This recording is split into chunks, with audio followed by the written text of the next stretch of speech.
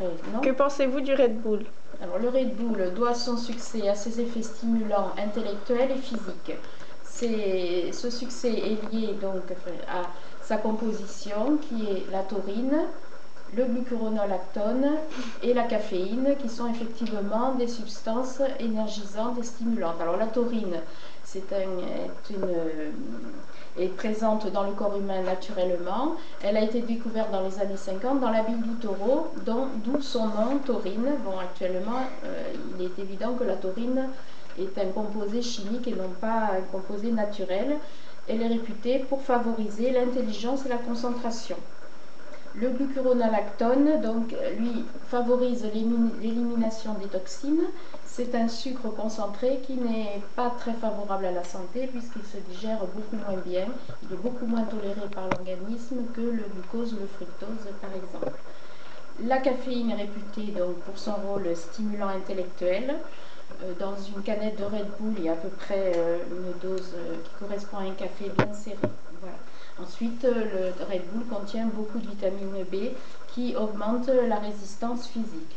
Alors, partant de là, on peut se dire que effectivement, le Red Bull peut avoir des effets très bénéfiques pour l'organisme. Malheureusement, il n'y a pas eu beaucoup d'études effectuées, à part par l'AFSA dans les années 2000, qui ont administré ces composants à des rats.